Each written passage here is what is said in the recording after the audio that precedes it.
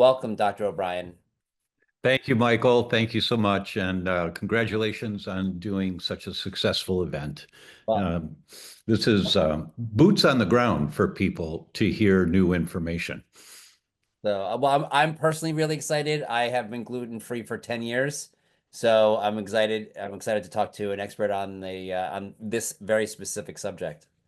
Well, that's interesting because it was 12 years ago we did the Gluten Summit, which was the first summit online, health summit online ever.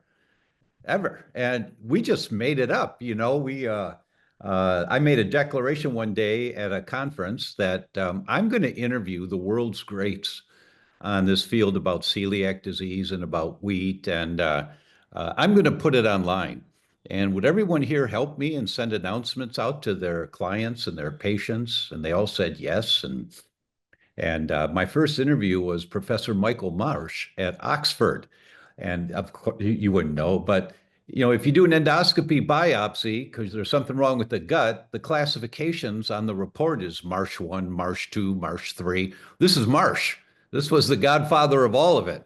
Oh, wow. And it was just a wonderful experience. He took me arm in arm around Oxford, and he was maybe 78 at the time, and he's passed now. But he said, Tom, over there, that's right where I stood on stage, and I received my medical degree in 1962. And I said, oh, that's wonderful, Professor, just wonderful. But that launched me, and I've interviewed now hundreds of world experts, literally the world experts, and I'll talk about a couple of them today. And so we put this thing online, and we had 118,000 people attend. And my friends called and said, Tom, how did you do this? Mark Hyman called me. How did you do this? I said, I don't know. My team made it up. I just did the interviews. Well, can I talk to your team? And I said, well, sure, of course. And Deanna Minute called and James Matt, a lot of people called. And how did you do that? And my team came back to me and said, Doc, all your friends want to do summits. They want to do a thyroid summit. They want to do a brain summit. We should start a company to do this. And I said, no, it's not my thing, man. It's not my passion. But you guys go ahead. We did great. Thank you so much. Well, great team.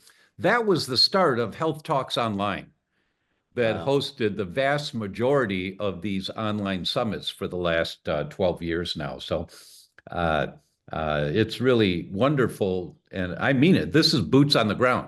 People here today are hearing things most likely they've not heard before. Some things are reinforcements. And I came on a few minutes early here.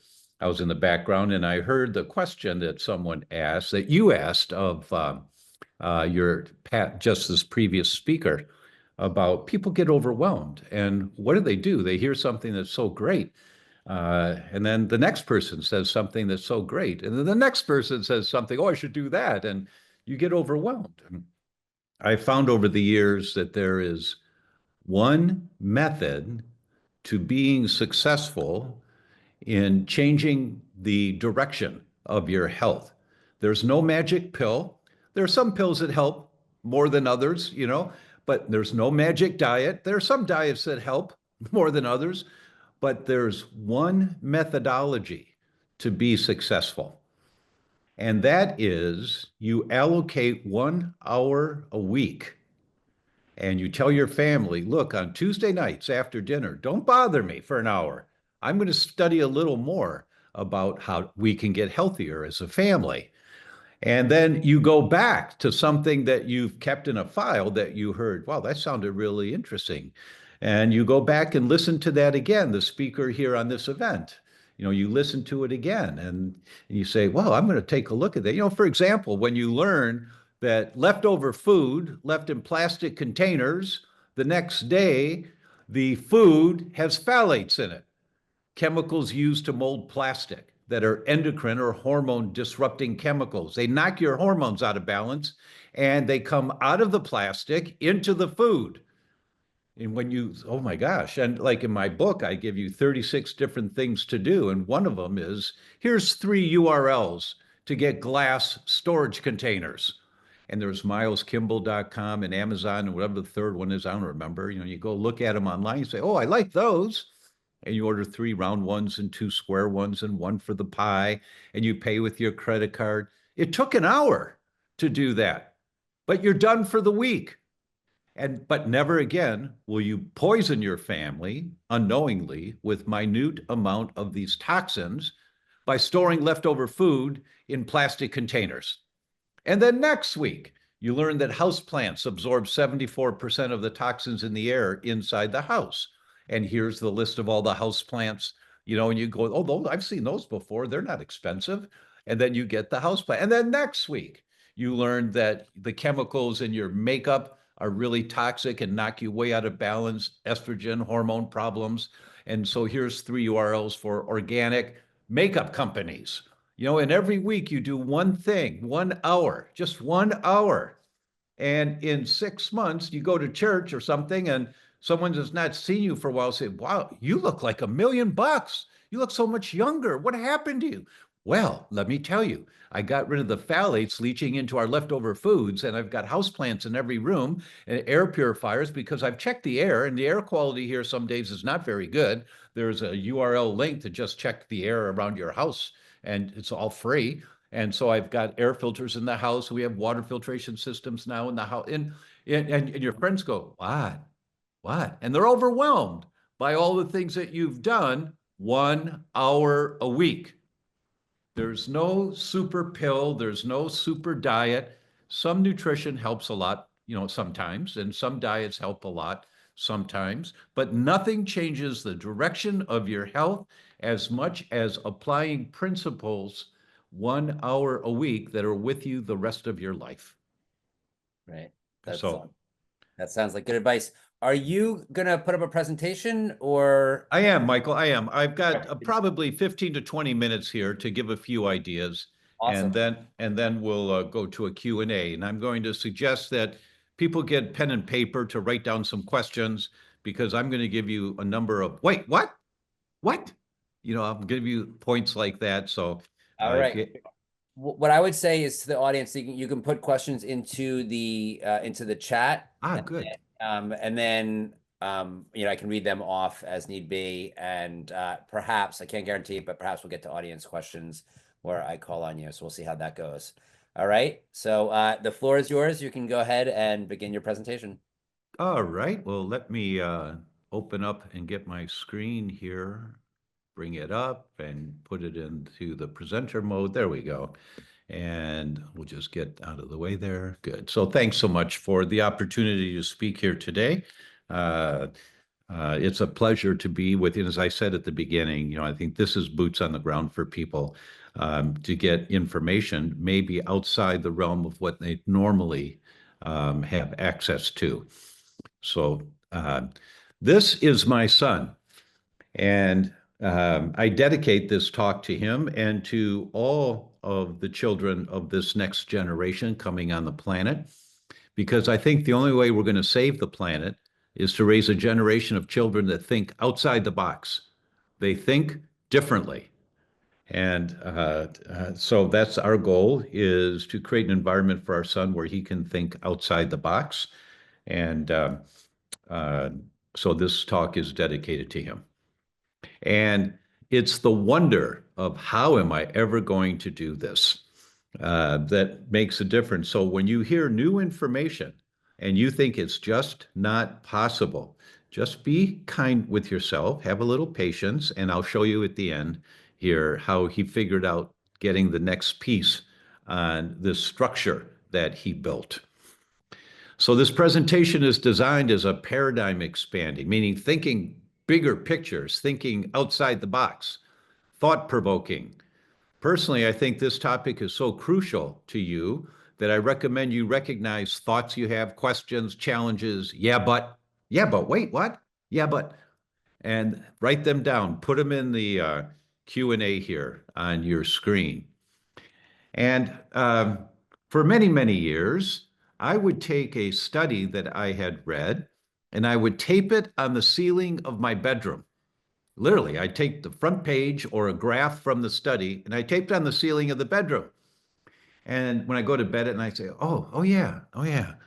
And sometimes I'd have a thought about that topic in the middle of the night. And I had a little thing next to my bed on the nightstand, you know, a little 3x5 card holder with a pen. You pull the pen out, and a very soft light shines down on the card, very soft, so it's not blinding when you're half asleep. And I'd write down whatever the thoughts were that came up. And in the morning, I'd say, oh, that's right. I did think about that. And what I was doing was giving myself permission to think outside the box. And when you hear something that really captures you, my suggestion is you do something similar, that you write it down on a post-it note, or you get the study if you're that kind of person, and you put it on your medicine cabinet, on the mirror, or you put it on your refrigerator so that every once in a while when you walk by, you see that little note. Oh yeah, oh yeah. Because what then happens is you're giving yourself permission, you're being reminded about that topic. So you'll be driving down the road in 2 or 3 days. All of a sudden, you're going to think about that topic. Oh, I wonder if that means you're giving yourself permission to think outside the box. And when you do this actual physical habit of putting something on your medicine cabinet mirror or on the refrigerator, or if you're a geek like me, on your ceiling, what happens is that eventually you dive in. You just dive in and say, I want to learn more about that subject. So I'm going to spend a little more time thinking about that one. And so I'm going to give you an example here about wheat that has absolutely nothing to do with celiac disease. So this topic of non-celiac gluten sensitivity is different from the immune response to celiac disease, but it is an immune response. I'll show you. There's your immune system. And your immune system, by the way, your immune system is the armed forces in your body. It's the Army, the Navy, the Air Force, the Marines, the Coast Guard. We call them IgA, IgG, IgE, IgM, cytokines. They're all different branches of the immune system trying to protect you. So when it gets activated, it's just trying to protect you. It's not an immune system that's gone crazy. It's trying to protect you. And the question is, what is it trying to protect you from? So we're going to get into that a little bit, but first, this case study. Uh, Non-celiac gluten sensitivity is correlated with things like autism, schizophrenia, depression, anxiety. Here's a case of a 14-year-old girl, normal girl, who came to this outpatient clinic for psychotic symptoms, apparently associated with eating wheat. So in May of 2012, after a fever, she became increasingly irritable and reported daily headaches and concentration difficulties. After a month of that, her symptoms worsened, presenting with severe headaches, sleep problems, behavior alterations, and several unmotivated crying spells and apathy. She didn't care about anything. Oh, wait a minute. Her school performance deteriorated as reported by her teachers. The mother noticed she had severe bad breath, never before, but she had it now. The patient was referred to a neuropsychiatric outpatient clinic where they gave her a conversion somatic disorder diagnosis, which is a fancy way of saying something switched and we don't know what it is. And they put her on some medication for it. Within a month, during her school final exams, she had psychiatric symptoms occurring. They were much worse than over the last previous 2 months. She began having hallucinations. She saw people coming out of the television to chase her and scare her. She was hallucinating substantially. She also had weight loss and gut symptoms such as bloating, her stomach bloating out, and severe constipation. They admitted her to a psychiatric ward. But you know what? No one asked her, what's wrong with her gut? Why does she have bad breath? They completely missed all of that. They were caught looking at the psychiatric symptoms. CT scan of the brain, blood pressure Holter, all normal. EEGs showed that she had some slow brainwave activity, but everything else was normal. Due to the abnormal autoimmune parameters and the psychotic symptoms, they suspected autoimmune encephalitis, which means your brain's inflamed, and they put her on steroids, very powerful drugs.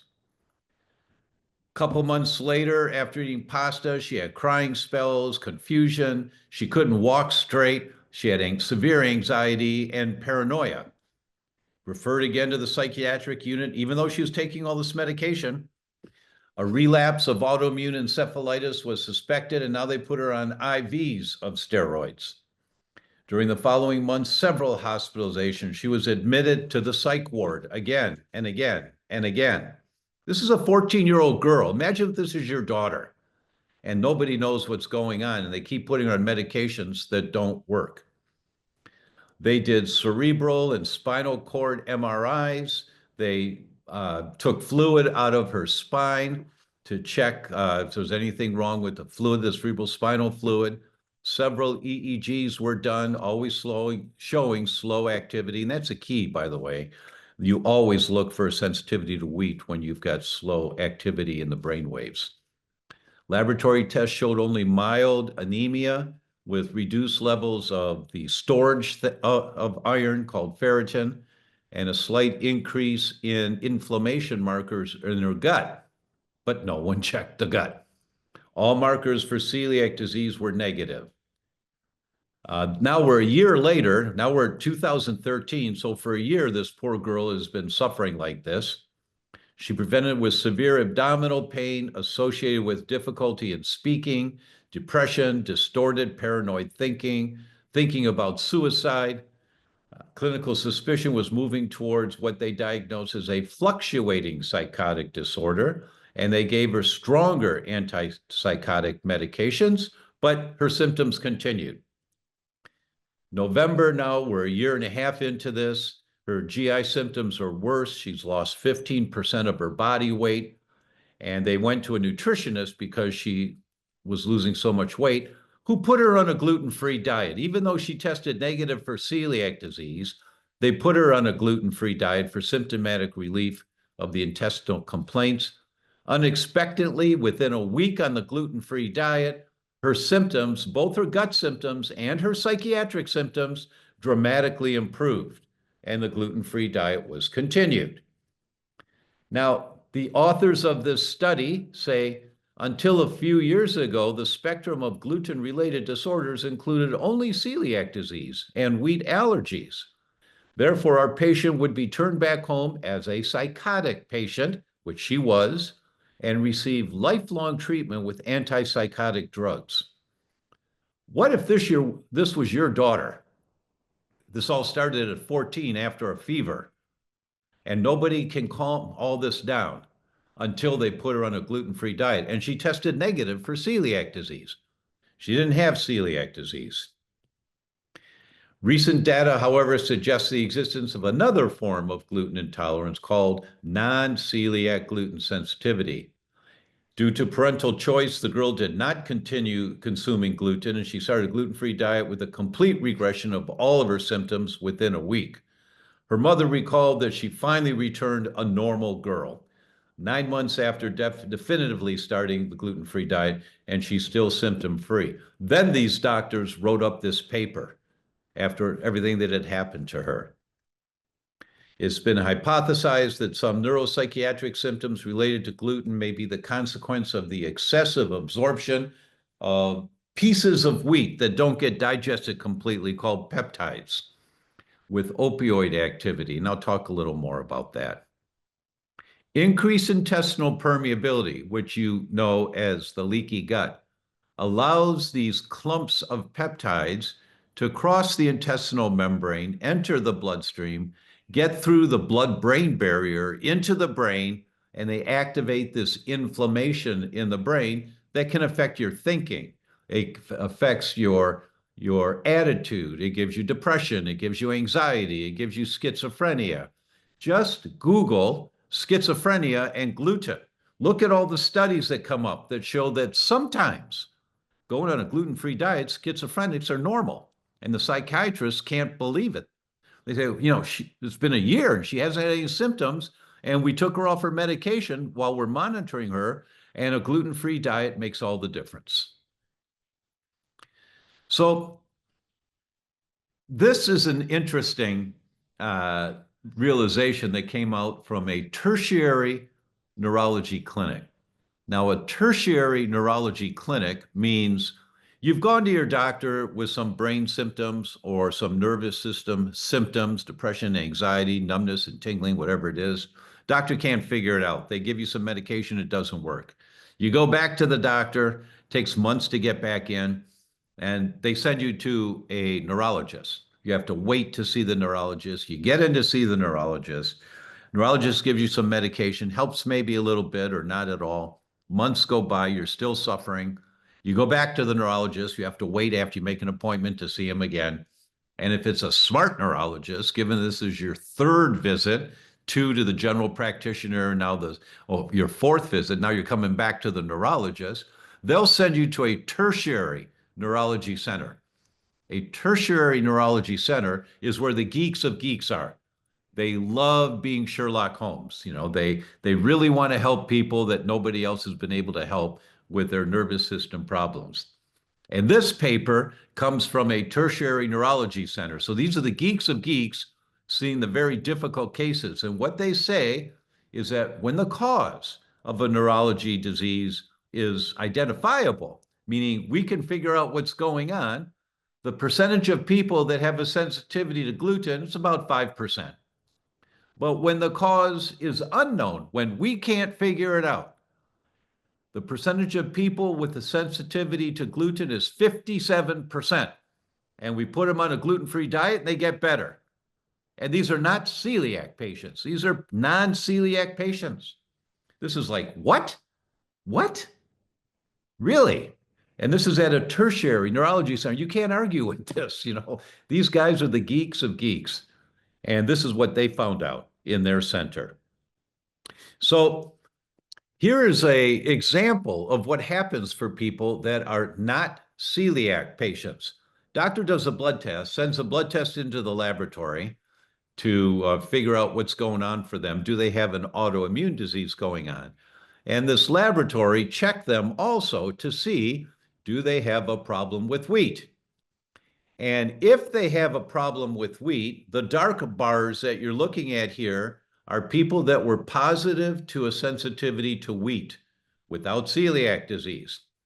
And the light colored bar are people that were negative to celiac disease.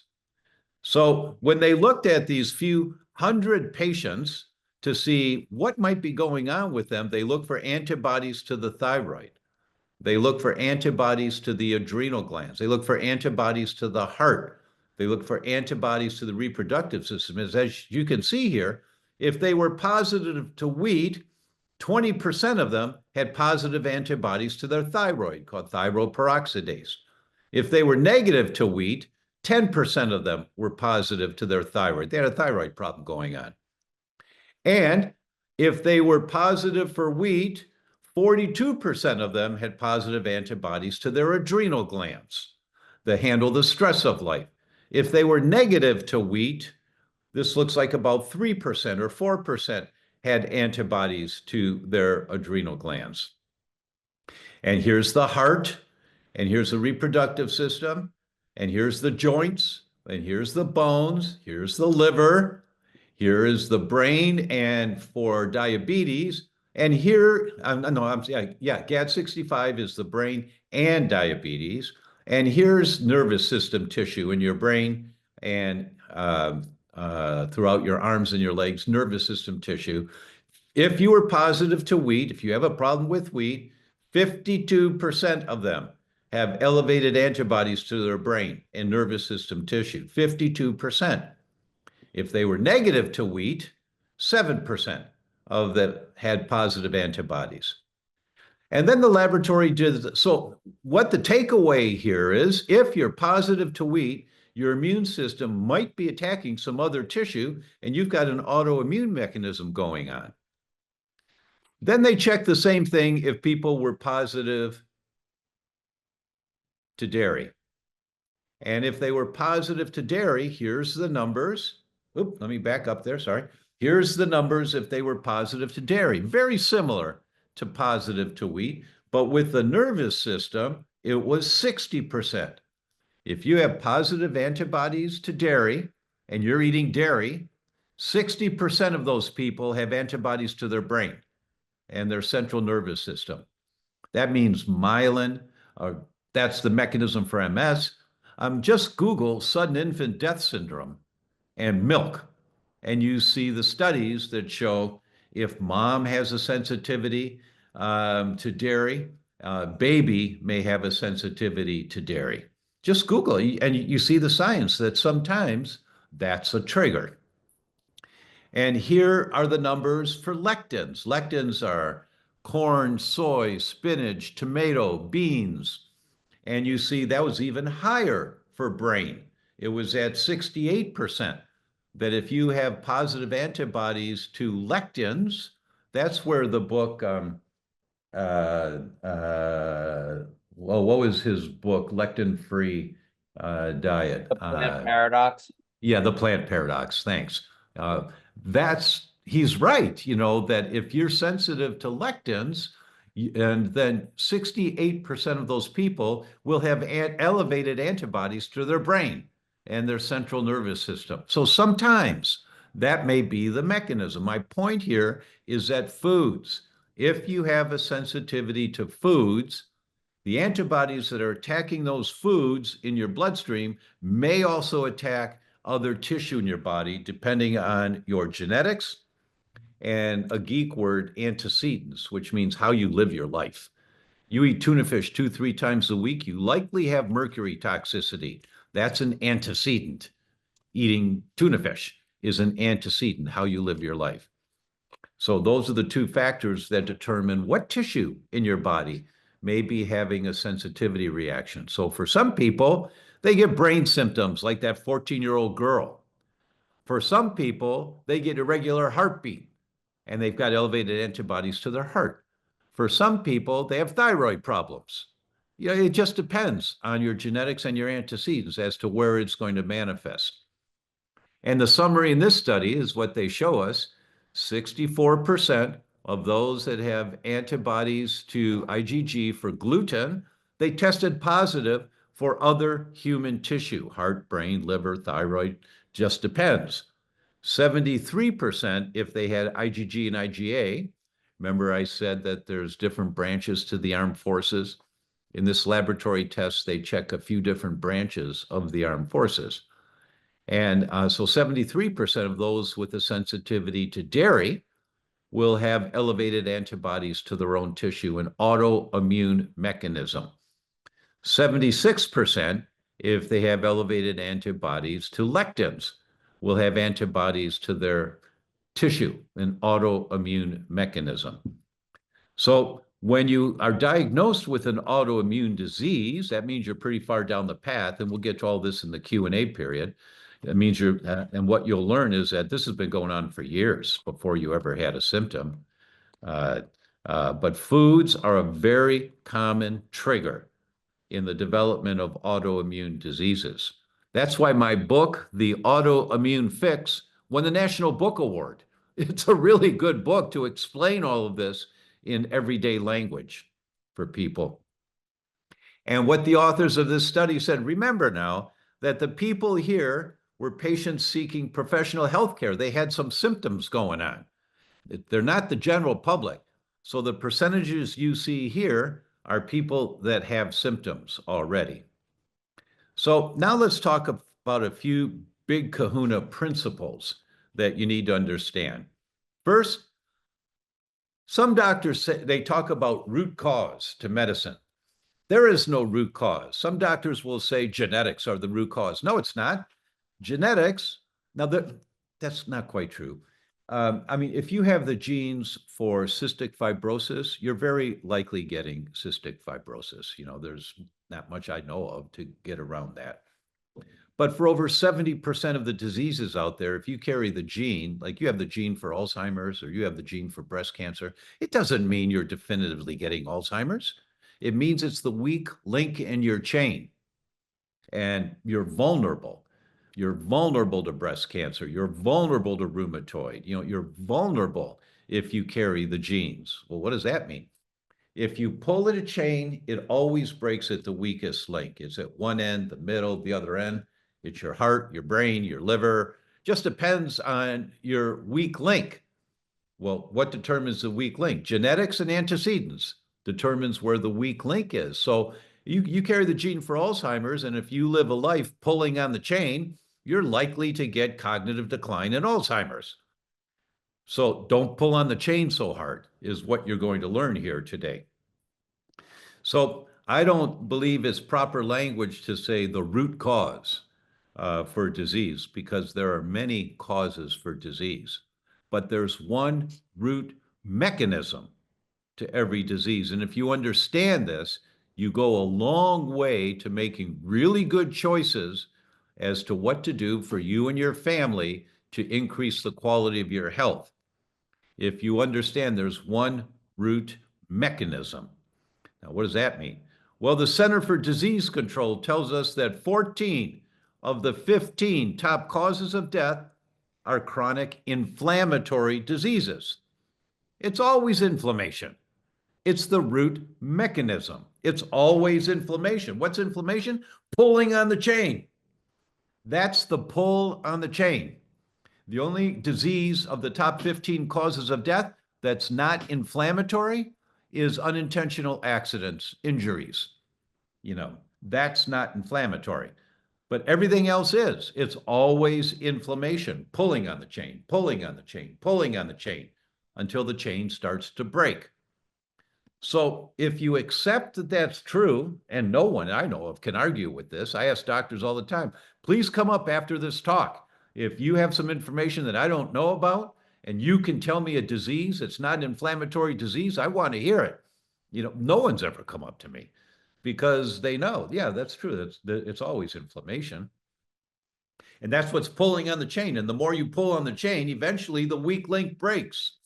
And the weak link's determined by your genetics and antecedents, how you live your life. Okay, all right, it's inflammation. And we know that every autoimmune disease is going up 3 to 9% a year, every single one of them. As a society, we're getting sicker. We're living longer in some cases, but we're getting sicker earlier in life. Chronic inflammatory diseases are recognized as the most significant cause of death in the world today. This is from David Furman and his team at the Buck Institute in Northern California. They got the contracts with NASA to figure out why are our astronauts aging so quickly in space. And they figured it out. It's always inflammation. The radiation up there is so high, they're getting excessive amounts of radiation exposure. And when you have inflammation, you've activated your immune system, because this is the message your immune system is getting. If your immune system is the armed forces in your body there to protect you, and no one can argue with that, when it gets activated, it thinks it has to protect you from something. So the question is, what is it that you're having to be protected from? The message the immune system is getting is we're under attack, fight and defend. And the way you fight is by creating inflammation to kill the bug. Because our ancestors, before agriculture, 10,000 years ago, our ancestors were nomads. They walked everywhere. They were following the herds, always looking for food. And so when they find something, they pick it up. First, they smell it, then they nibble at it, then they eat it. And if they couldn't identify a problem, but they ate something that's not good for you, the immune system had to kill whatever it was they were exposed to so that it didn't make them sick. That's where the inflammation comes from so very, very often, is because your immune system thinks we're under attack, fight and defend. So the million-dollar question is, what is it trying to protect you from? And Dr. Furman put this graph together. I think this is such a beautiful graph. And everyone should get this graph and put it up on your refrigerator, because it's always the things on the left side. Always. It's chronic infections and physical inactivity and obesity and too many bad guys, not enough good guys in the gut, and your choice of foods, and too many stress hormones, and not getting regenerative sleep, and all the chemicals we're exposed to that turn the wheel on the left, that then turns the wheel in the center, And that's your immune system activated, trying to protect you from whatever the thing is on the left that you've been exposed to, which then turns the wheel on the right. And you, depending on the weak link in your chain, you get type 2 diabetes, cardiovascular disease, autoimmune diseases, cancer, depression, neurodegenerative diseases, osteoporosis, immunosenescence. It doesn't matter what the disease is. The mechanism is the same. They're all inflammatory diseases, and this is how they occur.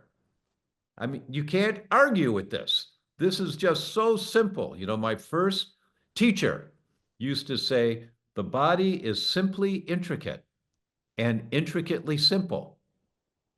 And when you look at this graph, when you look at this drawing again and again and again, you get it. You start to understand, oh my God, this just makes sense. So how is it that me and my family are exposing ourselves to so many toxic things that we're being told are good for us? And they're not just in the world of foods, but how toxic our water is. Here's a pearl for you.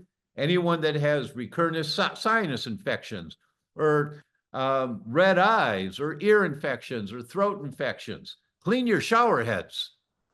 Shower heads develop a whole world of bad bacteria right on the other side of the shower head. You turn the water off, the water sits up there, and there's always bad bugs in the water. They try and kill it with chlorine, and they get most of it, but not all of it. And if you're not cleaning your shower head, just Google shower heads and bacteria. Look at the science. Every shower head that they check in tropical climates like Hawaii were loaded. And every time you get in the shower and you turn it on, you get blasted with literally millions of bacteria. Don't ever get in the shower and turn it on until you've changed your shower heads out. You reach in and turn the shower on, but then close the door for a minute and let the water warm up a little bit, but you don't get bathed in that water right away. I mean, there's so many little things like that that you have to learn. That's why there's 36 little things in my book, The Autoimmune Fix, and also in You Can Fix Your Brain. They both have these to-dos of things to check and things like that. But this graph is so important to understand. It's how we live our lives on the left side of the screen. It's all of that stuff. And it's really technical to figure out, but you know, you can do it. I'll show you how. You know, we'll talk about it in the Q&A. But that's what's turning the middle wheel that turns the wheel on the right. And that depends on your genetics and antecedents as to what disease you get. My personal opinion is that this line of thinking, identifying and reducing the activators to the immune system, producing an inflammatory response, this concept is the key to the highway to better health. And what environmental triggers are the most potent of all, which put all of us very little, which most of us put very little attention on and don't really know. Let's start by telling you about Professor Alessio Fasano. This guy is quite impressive. Professor of Pediatrics, Harvard Medical School, Professor of Nutrition, Harvard School of Public Health, Chief of Pediatric Gastroenterology at Mass General at Harvard, the Director of the Celiac Center at Harvard, the Director of Mucosal Immunology at Harvard. He has hundreds and hundreds of research papers to his name. We think he's going to win the Nobel Prize. It was him and his team that identified the mechanism by which we get this thing called leaky gut back in 1997. And he's been writing about it now for over 25 years and has helped so many thousands of doctors and hundreds of thousands of patients to get healthier, you know, as doctors understand this more. So what does Professor Fasano say? The idea that a chronic inflammatory disease is caused by a gene is much too simplistic to explain the hundreds of thousands of interactions occurring in the body literally every second that eventually produce a chronic inflammatory disease. It's not the genes. The genes determine the weak link in the chain, but it's not the genes that cause the disease. There's growing evidence that there's this thing called the perfect storm. There's 5 different factors in the perfect storm. It's whether you've got leaky gut, how your immune system responds to that. Do you have enough good guys in the gut or not enough good guys, too many bad guys? What are your genetic vulnerabilities? And what environmental triggers, what antecedents are you being exposed to that make the perfect storm in the development of the disease that you finally get? And among the several potential triggers inside your gut that stimulate making a leaky gut, small exposure to bacteria and its outer shell called lipopolysaccharides, LPS, I'll talk about that in a couple of minutes, and gluten are the two most powerful triggers. This is what they're teaching at Harvard, excuse me, at Harvard Medical School. These are the most powerful triggers activating a leaky gut. So what is lipopolysaccharides? LPS. This is really important, and I know it's geeky, but hopefully you'll get turned on by this and you'll put it on your medicine cabinet mirror or on your refrigerator to learn a little more. It's the most potent stimulator and trigger of inflammation known. It causes inflammation, resulting in the degeneration in your brain of neurons, synaptic loss, that means brain cells connecting to each other, and neuronal cell death. It's one of the most powerful microbial, that means bug inflammation indicators. One of the main toxins responsible for inflammation, and it's the most potent immunostimulant found in nature. Now, every one of these studies that I'm showing you are written by a bunch of geeks. And I'm half Italian, so I don't talk like a geek. I say things like, holy cow, Batman, look at this.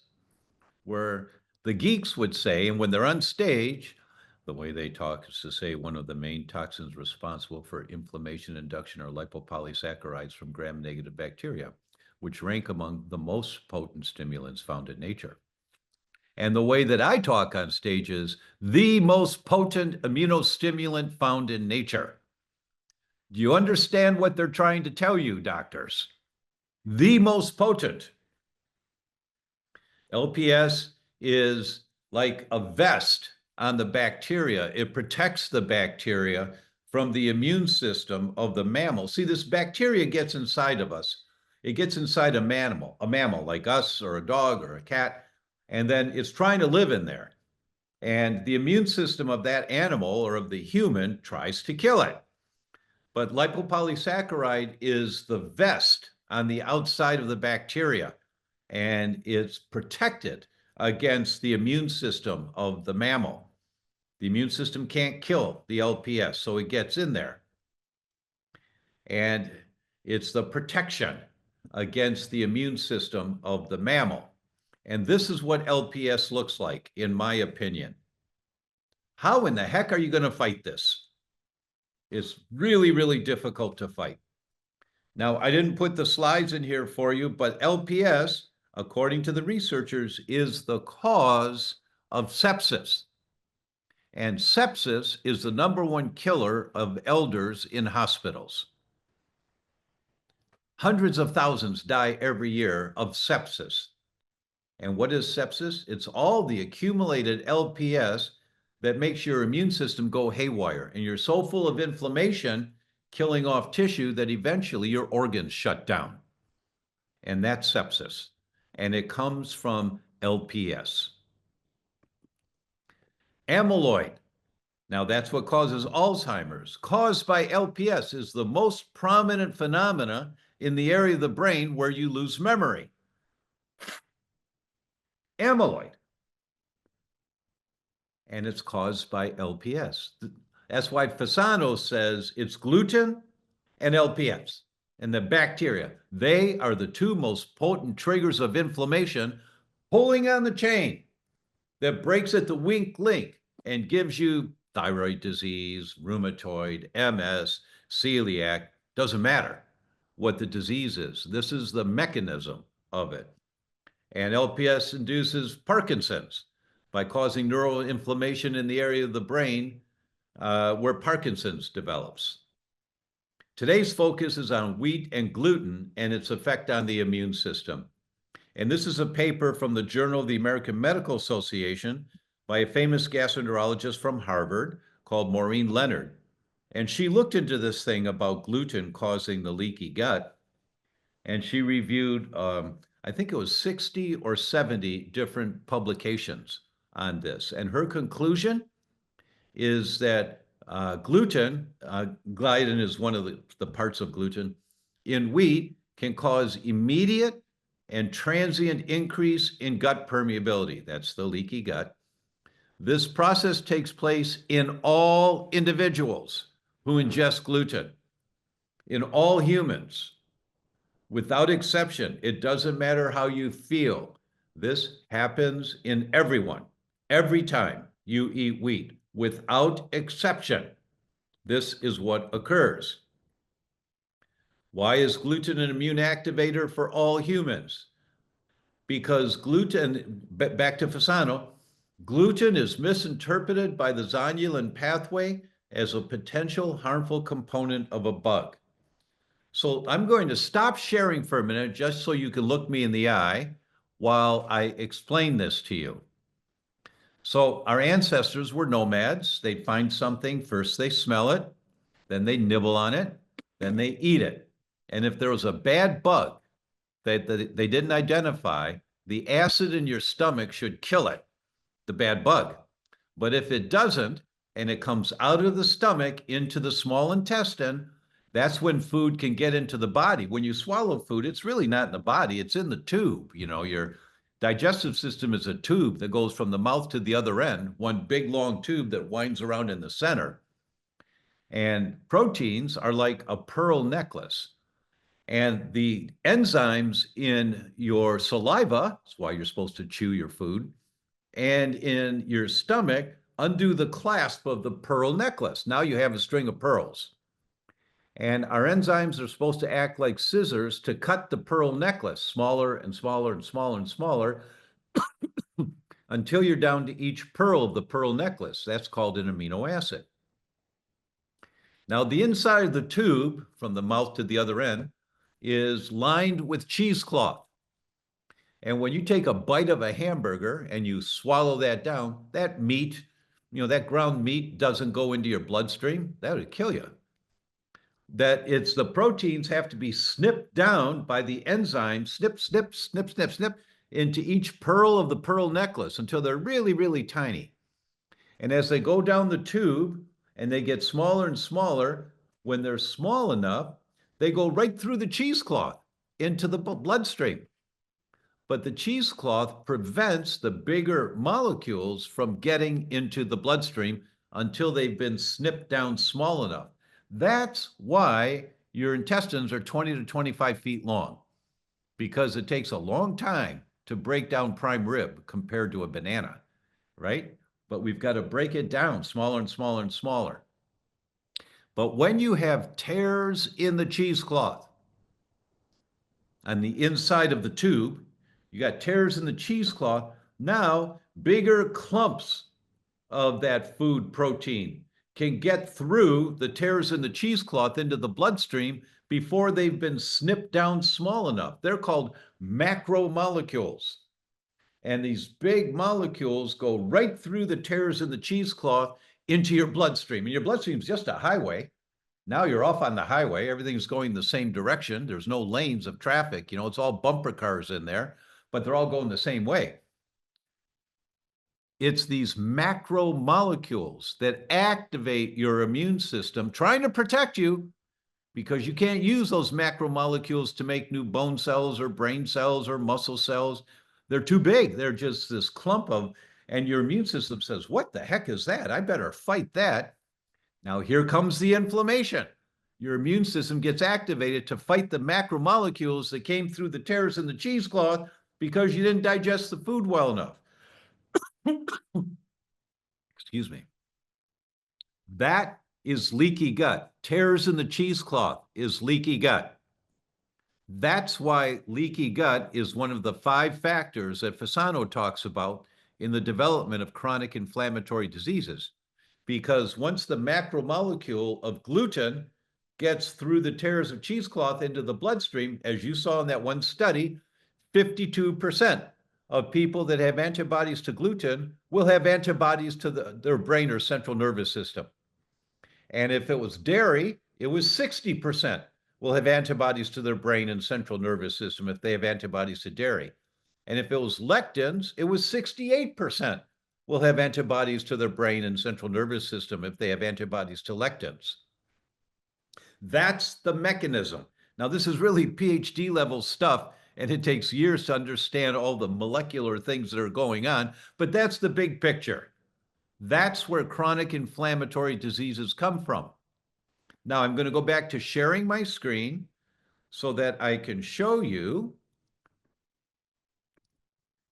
Look at the title of the article here from Fasano. All disease begins in the leaky gut. All disease.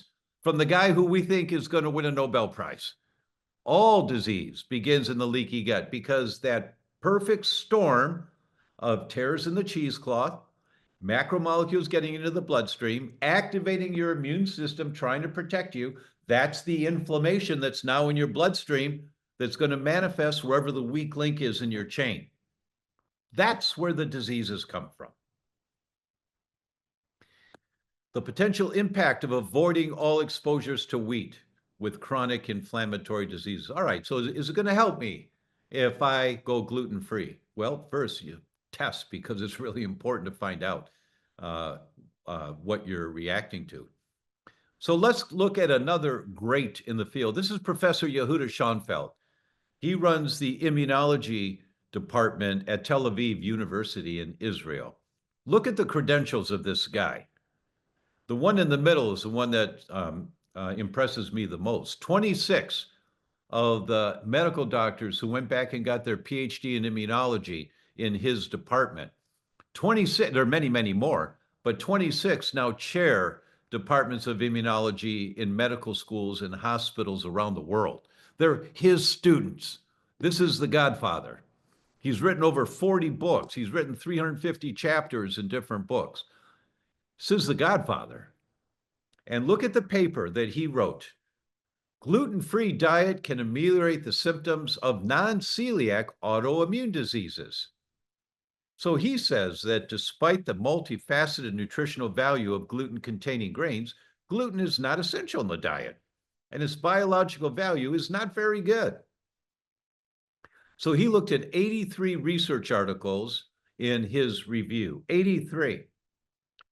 And what he found was that reduction in symptoms of autoimmune diseases after observance of a gluten-free diet was observed in 65% of the patients, and this was confirmed in 79% of the studies. That means not every time, not every patient, but way more than half of them get better on a gluten-free diet. It doesn't matter what autoimmune disease they have. Thyroid autoimmune disease was the most responsive.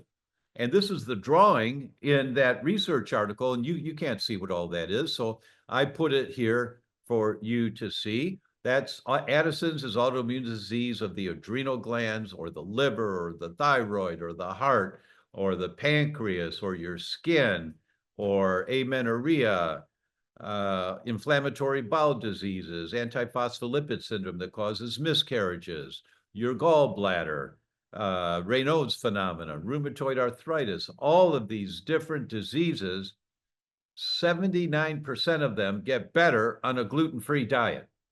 And these are not celiacs. So why wouldn't you check to see? If you have rheumatoid, you just check to see, should I go on a gluten-free diet? You just have to check properly, and we'll talk about that in the Q&A, but you just check.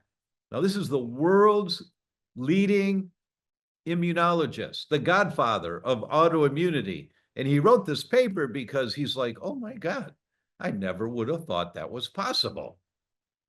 Of celiac disease, of course, we all know that, but all of these different autoimmune diseases, much more than half the time, get better on a gluten-free diet. It seems rational to be suspicious of wheat as an environmental trigger, initiating or fueling a chronic systemic condition.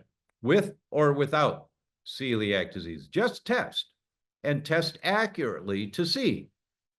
So from this perspective, does it make sense to test exclusively for celiac if your goal is to identify if wheat is fueling an inflammatory cascade? Absolutely not. Celiac disease is very important to identify, but there are so many more conditions you may get better from on a gluten-free diet, like schizophrenia. My first case study to you. Gluten has multiple harmful effects that compromise human health, not only in gluten-dependent diseases, but also in non-gluten affected chronic inflammatory conditions. Since the gut is the entry point for gluten and crossroads for multiple nutrients, food additives, microbes, enzyme digestion, absorption, various gluten-affected luminal events irradiate peripherally, inducing remote organ gluten-related inflammatory damage. Sorry, that's really geeky. I didn't mean to put that in there for you, but to scientists, they understand that and how often it will occur that a disease you'd never think of, like a 14-year-old girl diagnosed with schizophrenia, gets better on a gluten-free diet. It can be your brain, your joints, your bones, hormones, liver, kidney, heart, lungs, skin, autoimmune diseases. Any of them may be affected by gluten. And gliadin, that's one of the peptides in gluten, are distributed systemically to remote organs, to every organ of your body. And it may affect any organ of your body depending on where the weak link in your chain is. I'm going to skip this. This is, although the middle of it, they say a gluten-free diet can prevent these phenomena through various mechanisms. Gluten withdrawal alleviates disease activity in chronic inflammatory, metabolic, and autoimmune conditions, even in neurodegeneration. In view of gluten being a universal pro-inflammatory molecule, other non-celiac autoinflammatory and neurodegenerative conditions should be investigated. You just check. Well, I don't have a problem with gluten. I feel fine when I eat pizza. Then suffer. Continue suffering if you want to. You just check to see. It's rational to be suspicious of wheat as an environmental trigger, initiating or fueling a chronic systemic condition with or without celiac. Just test. Okay, that's what I wanted to show you in slides, was to give you that overview. And so now we can go, Michael, we can go to a Q&A here. All right. Well, I was trying to keep up and take notes on everything that you said. That is it's extremely fascinating. So why don't more people know? Well, actually, before we even begin, because I'm getting ahead of myself, how would people get in contact with you and follow your work? Is there a website? Thank you. Sure. My website is thedr.com, thedoctor.com. Just don't spell the word doctor out. Thedr.com. All right. And if you want, you can order all the tests we're going to talk about on my website. I'd rather you go to your doctor to get the tests that we're about to talk about so that it forces him to learn about this, because in the world of testing, Michael, maybe I'll take a moment just to talk about that, if I may. Absolutely. Yeah, that's gonna be one of my questions, so that's perfect. I stand on stage. I travel the world and teach all over the world. And when I'm on stage, I'll bring up my phone and I'll say, in 1990, if I had told you that, in 25, 30 years or so, I'm going to have this black thing in my hand, and if I just touch it, and I run my finger on it, I mean, there's no buttons on this thing, but if I just run my finger across there and I press a couple of buttons, I can tell you in 5 seconds that the air particulate matter here by my home today is 17. Nice clean day outside. But if I go to Chicago, it's 73. Do not exercise outside today because the particulate matter in the air is really high. It's toxic if you start breathing that stuff in and breathing deeply while you're exercising. It goes deep into your lungs. In LA, you run 10 kilometers, and on some days it's like you smoke a pack of cigarettes by running a 6-mile run. So my point on the phone is that I can tell you anything you want to know in 5 seconds or 10 seconds, because I've got the encyclopedia of the world in my hand here, If I had told you that 30 years ago, you would have thought I was watching too much Star Trek. You just wouldn't think of that being possible. We didn't have a paradigm for that. Science has improved so much in the last 30 years. We're all talking about AI now. You couldn't have imagined that 10 years ago, 20 years ago. It was beyond our understanding. The same has happened in laboratory medicine. And most of the laboratory tests that are being done out there today are 25, 30 years old. And the technology has improved dramatically. And Mayo Clinic tells us, that was the first paper I read in 2015 from Mayo Clinic. That's 10 years ago now. They called it a new era in laboratory medicine. And it's called silicone chip technology. They can check 6,000 markers in one blood draw. I mean, it's unbelievable. Wait, what? What? With 97 to 99% accuracy. So you just have to test correctly because most of the tests out there are from 1980, 1990, and their accuracy, it's called sensitivity and specificity, is about 70 to 80%, which means they're wrong 2 or 3 out of 10 times, completely wrong. And you never know. Doctors don't know this because they don't study laboratory medicine. So you just want to make sure that your doctor is using cutting edge technology, very accurate technology. The laboratory is called Vibrant Wellness. And so you can go to my website, you download the test information, take it to your doctor and say, will you order this test for me, please? I know this might be new for you, and I'm happy that we learned together about these. But this is silicone chip technology, which is 97 to 100% accuracy. And most doctors, I'm sorry? What was your website again? Vibrant Wellness. And it's on my website, thedr.com, and you'll see the tests there. All right, great. Well, thank you for that. Anything else you wanted to share before we hop into questions? No, we're good. I think I've dropped enough bombs to give people things to think about. Absolutely, absolutely. So, one thing that I didn't see you mention, maybe I missed it, that people talk about being sensitive to are nightshade vegetables. Yeah, that's included in the lectin profile. It's called lectin zoomer. The wheat profile is called the wheat zoomer, and there's the dairy zoomer and lectin zoomer, egg zoomer. They call them zoomers because you zoom in on the problem, and the nightshades are included in the lectin zoomer.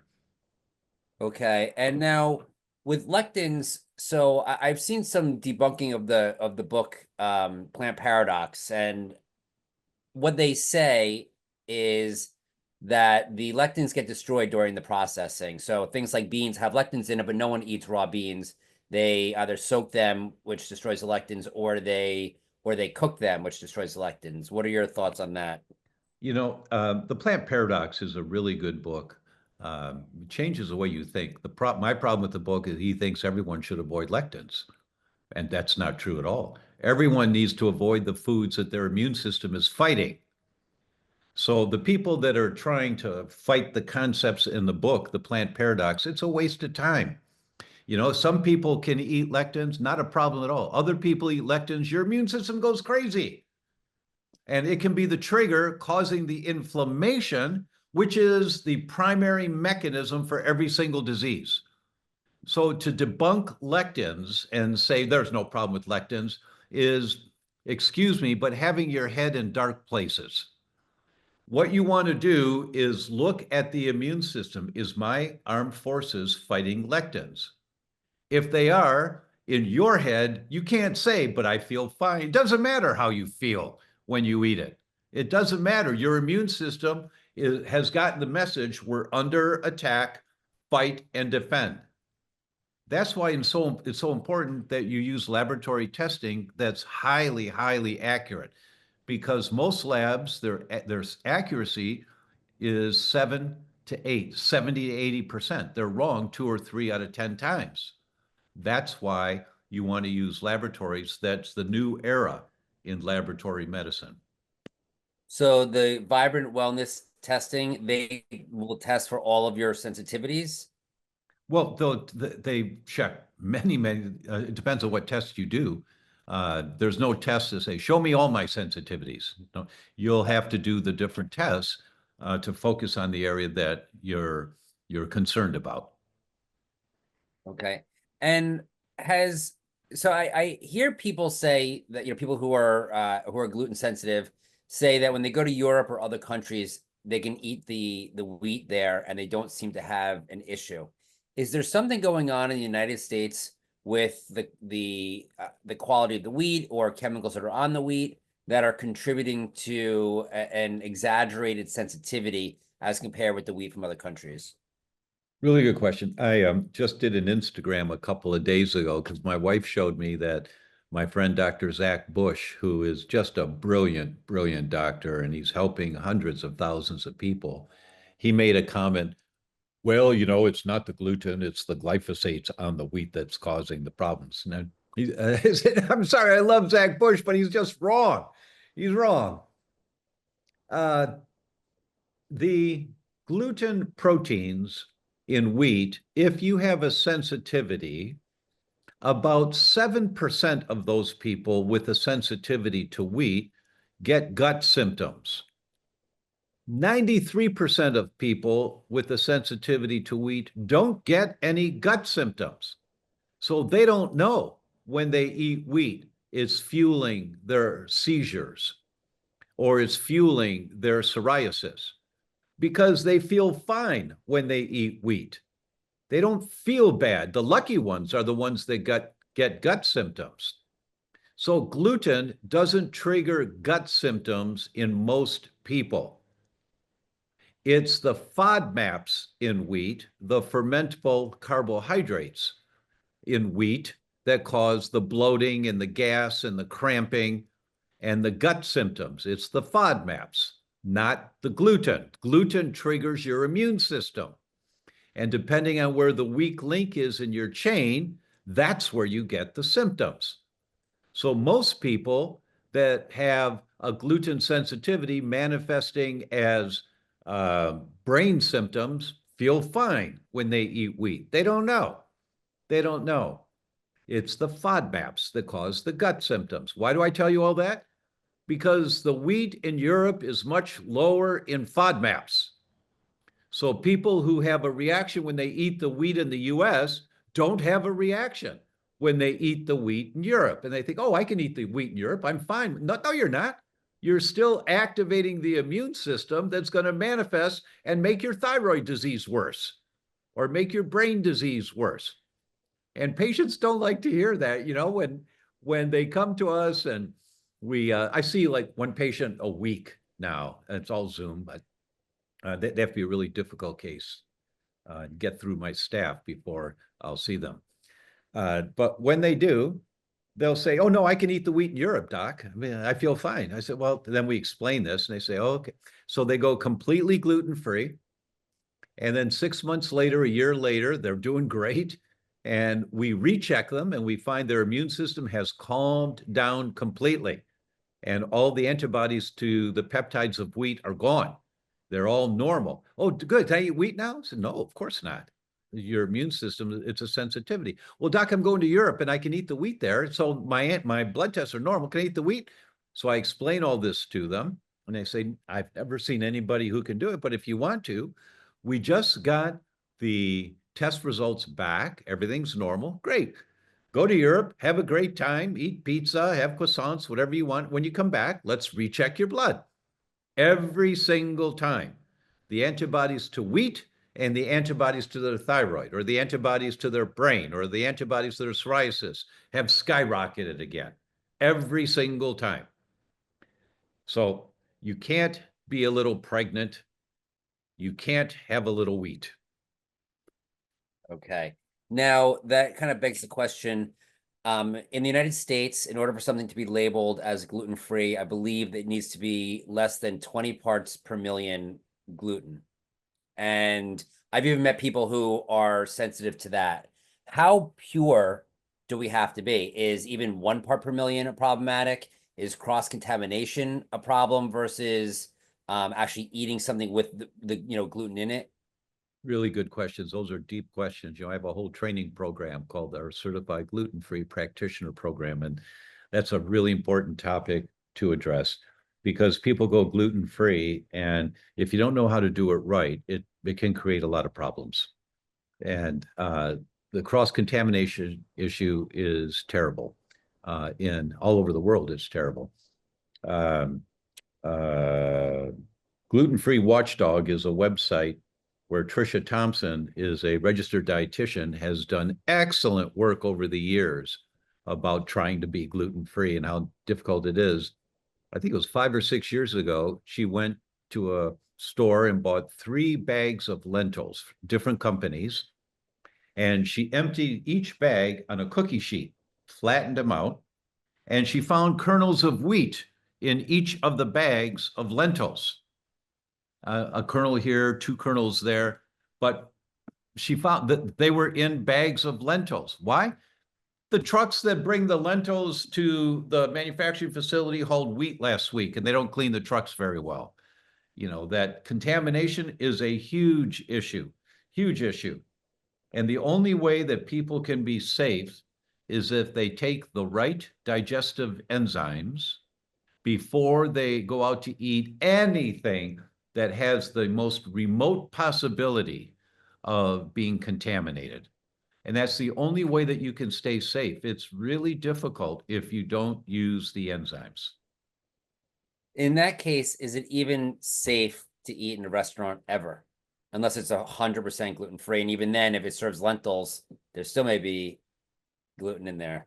In the Journal of Gastroenterology, they did a study from Columbia University in New York, and they gave 804 people testing equipment to go out into gluten-free restaurants around the country. You know, and they mailed the equipment to different cities to the people there, and they had them order 7 things on a gluten-free menu. And so I'm doing the math because I forgot the number. That's 5,628 different foods off gluten-free menus. So the waiter or waitress would come to the table and they'd order 7 different things. And the waiter or waitress walks away. They'd open the briefcase, put the testing equipment on the table with 7 cartridges. The food comes, they take the food, put it in the cartridge, and put it in the testing equipment. Just a minute. Let me get my numbers right here. 54%. No, excuse me. 33% of everything on a gluten-free menu is not gluten-free. 33%. 54% of gluten-free pasta is not gluten-free. 51% of gluten-free pizza is not gluten-free in gluten-free restaurants because of contamination issues. That's 5,628 different foods on gluten-free menus. 33% of everything was not gluten-free. It's like, wait, what? So you're right, it's not safe. That's why you need the enzymes. So I want to find out what the enzymes are, but before I go to that, what about store-bought products? You know, there's Banza, which is a chickpea pasta. They're getting in trouble for having glyphosate on their products, but what about them? Are the products that label themselves as gluten-free, are they, and they're gluten-free certified, are Well, they I better? understand. I understand what you're saying. You're probably safer, probably, but if you test 5,628 foods in gluten-free restaurants and 33% of everything is not gluten-free, where's the restaurants getting their raw material from, right? Suppliers. And is it the same supplier that's putting the stuff on the health food store shelves that we're buying to take home? So the idea here is anytime something is man-made, which means it could have spices in it that had gluten in them. Children's vitamins have gluten in them. Cosmetics have gluten in them. It's really difficult, very difficult if you're not properly educated to stay completely safe and gluten-free, to reduce the inflammation, pulling on the chain, manifesting at wherever the weak link is in your system.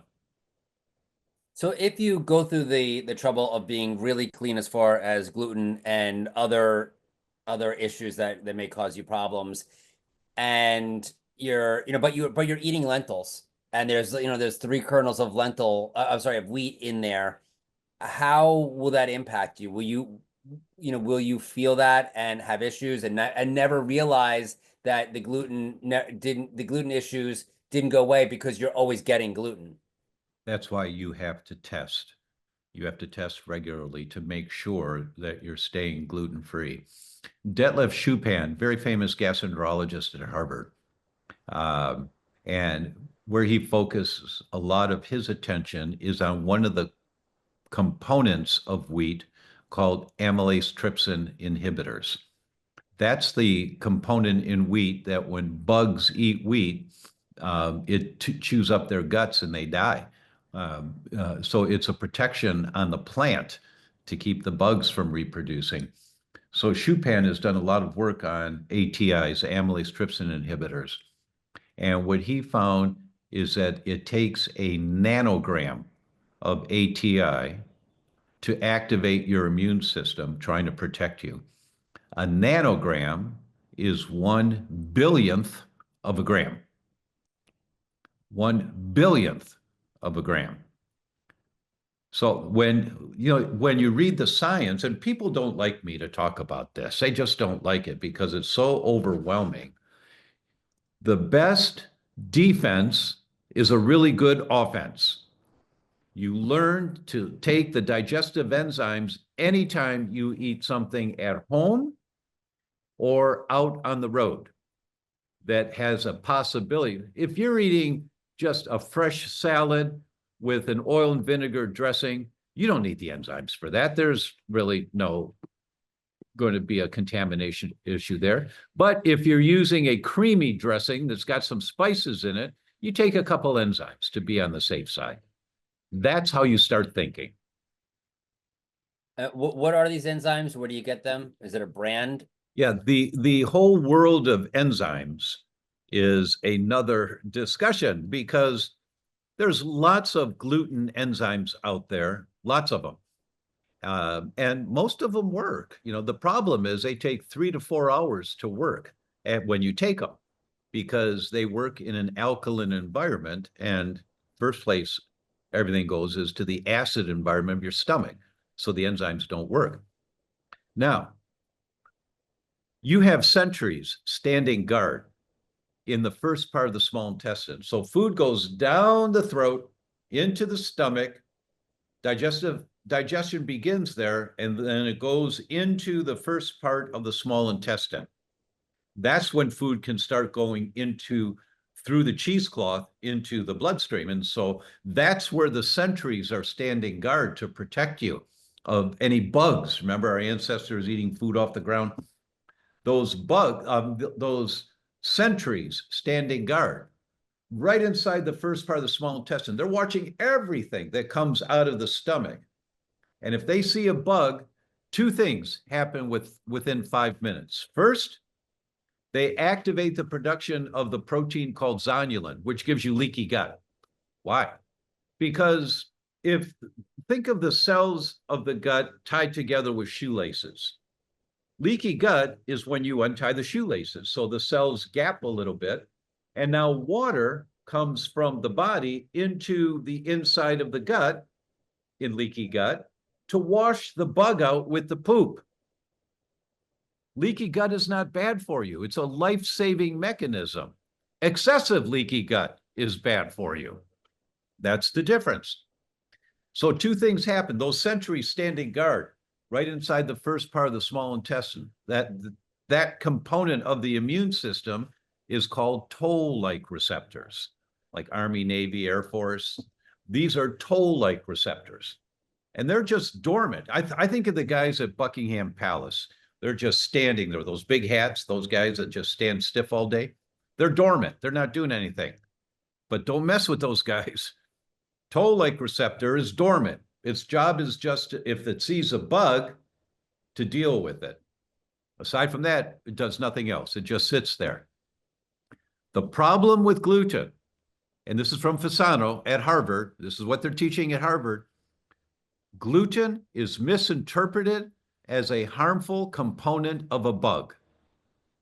That the protein structure of gluten looks like the outer shell of a bug.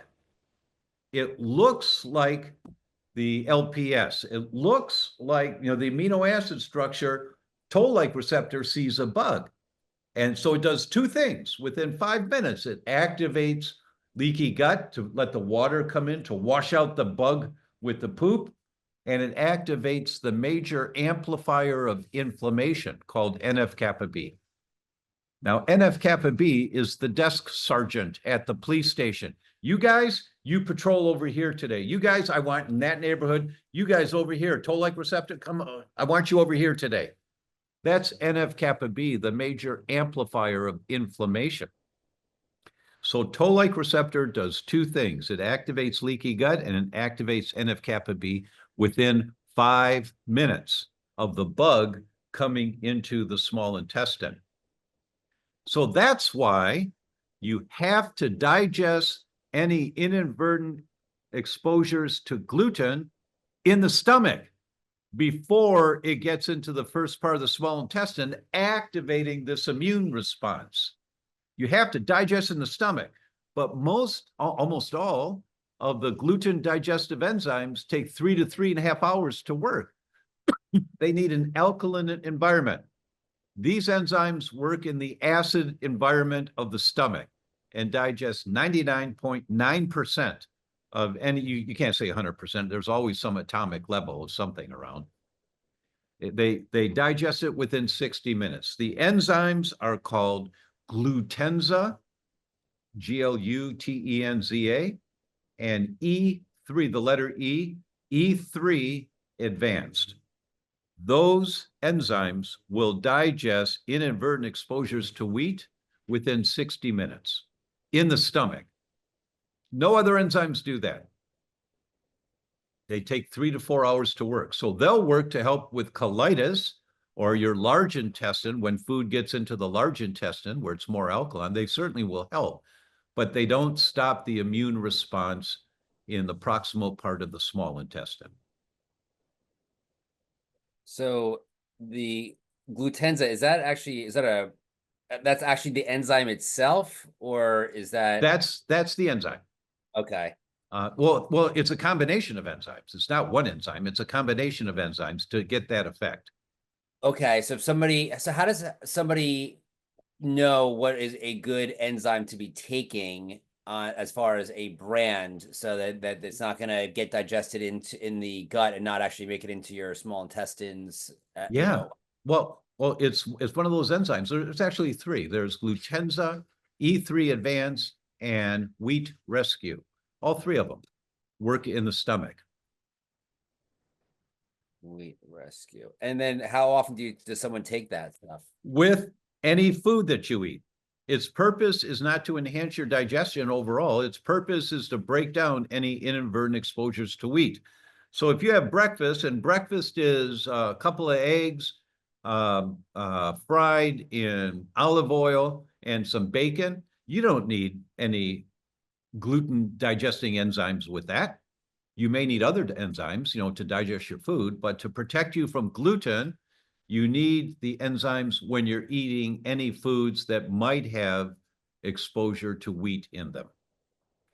Okay, great. And are there any side effects to taking those? Zero. Safe for everyone. All right, beautiful. So it gets very confusing when you're gluten-free to know exactly what has gluten in it. We know, wheat, barley, and rye, generally what to, look for with regard to that. But then you have spices, you have, natural flavors. What are the ways that gluten is hidden on the labels of packaging that people should look out for? Oh, it won't protect you. I mean, there are so many foods that don't list. Of course, if you see wheat or wheat starch, something like that, for example, soy sauce, they put wheat in soy sauce. They started doing that in the 1980s for no reason. There's no benefit except as a filler and a stabilizer. So you need gluten-free soy sauce. that should be fine for you. But if you're using so you go to a Japanese restaurant or a Thai restaurant or a Chinese restaurant, and you're using soy sauce on your food, you've just contaminated the food because soy sauce has wheat in it, unless you use a wheat-free soy sauce, and that's called tamari.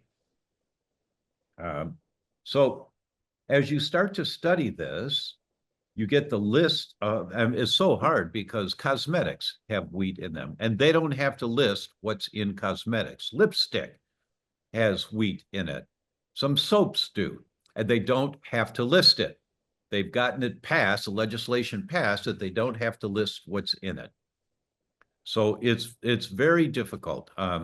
Celiacs really focus on this, and everyone needs to focus on it. When you understand that this is a inflammatory food for all humans, and some, when you develop an autoimmune mechanism, that's when you have to be squeaky clean. And the way you know is you do the first test, and you say, oh my God, look at all these antibodies I've got to these peptides of wheat.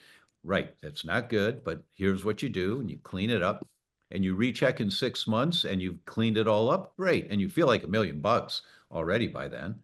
But then you say, okay, check about every 6 months or a year. Just make sure that you're staying on top of this. Because some people think, well, I can slack off. I don't have to be, oh, I forgot my enzymes, or I didn't renew the bottle, or whatever happens. But I feel great. I feel great. But it's the testing that gives you the hard data. There's a rule. Uh, in God we trust, all others require data. You have to test. There's just no way around it. So with regard to the testing, if you've been really clean for a long time, in theory, you haven't consumed any gluten, if that's possible. And then you want to go get a test. Are you going to have antibodies in your blood? Let's say you've been doing it for years and you've been immaculate. In that case, would you need to eat wheat in order to make sure you have an antibody response? No, no, no, no, no. There's no need for a gluten challenge. We never recommend that. Never. Some people never recover from going on a gluten challenge who've been gluten-free for a while. Many gastroenterologists say, well, you have to eat gluten for 2 months and then we'll test you. No, you don't. No, you don't. They're looking for celiac disease, and they're looking for end stage. They're looking for the villi to wear down. But you're suffering dramatically when that happens. People are squeaky clean. I think I've had 2 people in the last 10 years who didn't come back positive on a first test. 2 out of everyone who has been, well, I've been gluten-free, Doc. I cheat once a year or something maybe, or I didn't know something once a year, but I've been gluten-free. I said, okay, well, in those people, I usually say, I'll wager you $500 that this test will come back positive, as long as you have adequate amounts of immunoglobulin, so your immune system is functioning adequately. People on steroids can't do this test because steroids suppress your immune system. And what people then realize, wow, well, how could I be exposed to gluten? I've been squeaky clean. Have you checked your lipstick? Well, no. Have you checked your vitamins? Well, no. They put wheat. People don't know what to look for. So they Right. do their very best, but then they understand and they have to do a dial down. Remember what I said at the very beginning? 1 hour a week to learn this. And every week you learn just a little bit more of how to be squeaky clean. So you mentioned lipstick. What other I guess is it every cosmetic that we need to be suspicious of as Yeah, shampoo. shampoo? Yeah, toothpaste. Yeah, lotions, skin lotions. Okay, it's a tough one with It's that. overwhelming, isn't it? Yes. It's really overwhelming. Is there? Manufacturers have polluted our environment so bad now. There's 3 tests, well, actually 4. 4 tests that I recommend everyone get. The first one is the wheat zoomer, because not only does it check for wheat, but it's the most accurate test for leaky gut of any I've ever seen. The second test is the total tox burden, because and it's just dramatic. I mean, it looks at 20 different heavy metals in your body. It looks at 29 different mycotoxins, exhaust from mold in your body, and it looks at 38 environmental chemicals like from petroleum and other things. So it looks at a total of 87 different triggers that fuel your immune system trying to protect you, chemicals that we're exposed to. That's the total tox burden. So wheat zoomer, total tox burden. And then there's one other area I didn't talk about that I'll reference now because I'm going to talk about the test. Blue Cross Blue Shield, there is a pandemic right now, Michael, that people don't know. They don't know it's a pandemic. What do you mean a pandemic? Meaning it's affecting everyone and no one knows. Well, what is that? Blue Cross Blue Shield published in February of 2020. They said, we've got a problem here. We've got a real problem. As a matter of fact, how about if I show you that one? So give me a moment to pull up the slides because they are, wait, what? You know, when you see this, it's like, oh my God, what the heck is this? So let me first get the slide up here. Let's go here. And let's go to this presentation. And now let me find the slide. Michael, if there's one disease that scares you more than any other, what might that be that you would not want to get? Dementia. Exactly. Exactly. So let me show you about this. All right, there it is. So let me share screen now. And we're going to share screen. There we go. And now I'm going to put this on full screen. Some of you may remember in 2017, Michael, do you see my slide Yep. now? Okay. Yes. That most every front page in the country came out saying Medicare's going to be bankrupt in 20, 25 years because of Alzheimer's. More people are getting, and it costs so much, it's going to bankrupt the country. So the government put a commission together of world experts on this because pharmaceutical companies were closing their Alzheimer's research departments after spending billions trying to figure out what to do. And they realized we aren't going to make any profit from this. We aren't going to find a pill for Alzheimer's. So they closed their department and laid off the scientists. So they put this commission together and it took them 2 years to write their report. Well, this is their report that came out 2 years later. And there is a drawing in here that says the whole thing. I mean, this went on my ceiling for about 4 months because it's so juicy. And before I show you the drawing, you asked at the beginning of this broadcast, Michael, about the word prodromal and what the word prodromal means. It means before symptoms. That's the word prodromal. And when we talk about autoimmune diseases, there's a prodromal period, meaning there's something going on long before you get symptoms. As a matter of fact, we'll just go forward. So this is the drawing that came out in that report. And the first thing you see here is the prodromal period of Alzheimer's. There's no symptoms. But for 20 to 25 years, you're killing off brain cells, killing off brain cells, killing off brain cells from inflammation.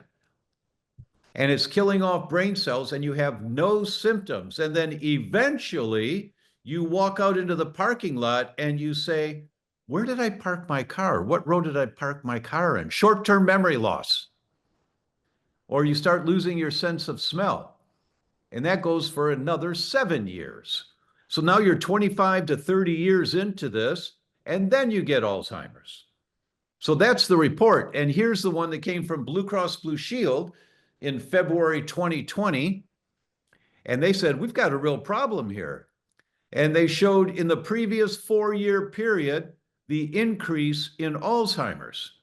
And the average age was 49 at diagnosis. That was the average age. But what really scared me was this one, a 407% increase in the diagnosis of Alzheimer's in 30 to 44-year-olds. And when you understand that, then you understand, oh my God, what the hell's going on here? We all are inflamed and we don't know it. I feel fine. No, I feel fine. Oh, I'm just getting old. I don't remember the way I used to. Well, how old are you? I'm 36. No, that's not supposed to be happening. Wake up. Wake up. So the third test is called the NeuroZoomer Plus. It looks at 53 markers of inflammation in your brain. So the wheat zoomer, the total tox burden, the NeuroZoomer Plus, and the fourth test is the gut zoomer to see what's going on in your gut, because that's critical. All disease begins in the gut. And with those four introductory tests, you get a big picture view of what's going on in your body. And it's going to scare the hell out of you. And it's supposed to, because you'll understand how critically important it is to begin to change the direction that your health is going now, while you're still in the prodromal period. And if you don't know this, if you don't know what's going on, you keep living the same lifestyle. I'm trying to be healthy. I'm gluten-free most of the time. Once in a while, maybe I have an extra beer or something. You can't do that and expect a different result. This is the pandemic that no one is talking about. Every single person, if they have an adequate immune system to test, is inflamed in their brain. And we're going to have some geeks out there who say, oh, that's nonsense. Nothing is true for everyone. No, this is everyone. You're all breathing the same air. You're all eating the same toxic food. You're eating conventional foods. You're getting glyphosate and insecticides and pesticides and rodenticides and mold on your food every single day. Well, I feel fine. All right. Well, we'll wait till you don't. But that means the prodromal period is past, and now you're into the diagnosis of a disease. It's like, wake up, everybody. Wake up. And people don't want to do that. Well, just tell me what pill I can take and I can keep living the same lifestyle. You can't. This world is so toxic today like never before in history. No humans have ever been exposed to the amount of toxins we are exposed to and that are accumulating in our bodies every single day. No one's ever been exposed to as much as we are now. Wake up. When you do the total tox burden, you go, oh my God. Well, I had no idea. Of course, if you did, you would change the lifestyle that's exposing you to whatever it is you're being exposed to. So one, can it be reversed? So let's say Yes. Absolutely. My good friend, Dr. Dale Bredesen, really opened our eyes up for everyone. People diagnosed with Alzheimer's. He's got hundreds of patients now around the world completely reversed. But what you have to understand, the initial example that he gave us to understand the concept that he was trying to give, you've got an old abandoned factory, and the windows have been kicked out. There's gang graffiti on the walls on the inside, and there's 36 holes in the roof. So when it rains, there's puddles all over the place. That's your brain with Alzheimer's. What pill do you think is going to fix that? You have to identify every hole in the roof. Do they have high homocysteine levels? Do they have B vitamin deficiencies? Do they have increased levels of stress? Is their sleep not regenerative? Do they have heavy metals? Do they have mold? You have to identify all of the holes in the roof, fix the holes in the roof, and then your body regenerates. Your body always wants to be healthier, but it can't be healthier when you're exposed to so many toxins all day, every day, and what's already accumulated inside of you. I mean, the whole topic that I'm traveling the world teaching now is about LPS, lipopolysaccharides, and sepsis. Killed my mother. I didn't know any of this back then. Wish I did. But it's the number one cause of death of elders in hospitals is sepsis, which is the accumulated LPS over a lifetime, because people don't know. And when you do the wheat zoomer, that looks, does this person have a problem with LPS? And you find it right away with 97 to 100% accuracy in the tests. does dose matter? Meaning, if if you're mostly good, is that better than being completely terrible, or if it's all or none? Well, it's better than being, if you have a fire, if you have a fire and you throw a bucket of gasoline on the fire, okay, that's not good. If you have a fire and you throw half a glass on a fire, does that matter? Well, yeah, of course, it's going to be worse with the more you do. But when you're in that inflamed state, you just uh, you can't be a little pregnant. When your immune system is trying to protect you, if it's engaged in trying to protect you, you have to understand this is a life-saving mechanism. There's no negotiating with your immune system unless you take the drugs to shut it down. And how beneficial do you think that is in the long term? Right? So, I'm sorry, Michael. I smile because I know people don't like to hear this and they want, well, just tell me what pill to take so I can keep living you can't. You can't. right, right. I was referring more to the fact that it's everywhere. So if you're trying to be really good, there's benefits, even if it's sneaking into your system, through ways you don't even realize. Yeah, exactly. Well, of course there's hope. Listen, I just flew back yesterday from Tucson. Um, uh, I'm in northern Italy right now, and radiation exposure, we all know that when you fly, you get some radiation exposure, occurs in 11-year cycles on the sun. It's the atomic explosion. If you ever watch National Geographic, you see the atomic explosions on the sun, and boom, and it's all that radiation that travels 93 million miles and hits us here at Earth. And it's the air around the planet that dilutes the radiation so that if you're at sea level, you don't get very much. But if you're at 8,000 feet, you get sunburned really easy because there's more radiation coming through, less filtering. 11-year cycles. At the top of the 11-year cycle, it's the same radiation. The radiation exposure flying from New York to LA is the same as about 7 chest x-rays every time you fly. That's at the peak of the 11-year cycle. At the bottom of the 11-year cycle, so around 5.5 years in the middle there, it's about 2 chest x-rays worth of radiation every time you fly. That's why flight attendants have the highest incidence of hormone problems of any profession, and pilots have the highest incidence of lymphoma of any profession. They're exposed to that radiation all the time. An aluminum box doesn't protect you from radiation. I just flew back yesterday from the US to Italy. So I got exposed big time. You get exposed and you do your best. There's precautions that you can take to minimize the damage that occurs. And when you understand how toxic this world is, the best defense is an aggressive offense. You learn how to support your body for the exposures that you have control over and the exposures that you don't have control over, and you do your best. And the benefit is your quality of life improves. You feel better. You notice that you're functioning better in the overall, that you're winning the game. Look, the average male lifespan is about 79 years old. The average female is about 83. But the average healthy lifespan, meaning without a diagnosed disease, for men and women is 62. That means that the last 20 years of your life is with diagnosed diseases. It's the difference between your healthy lifespan and your total lifespan.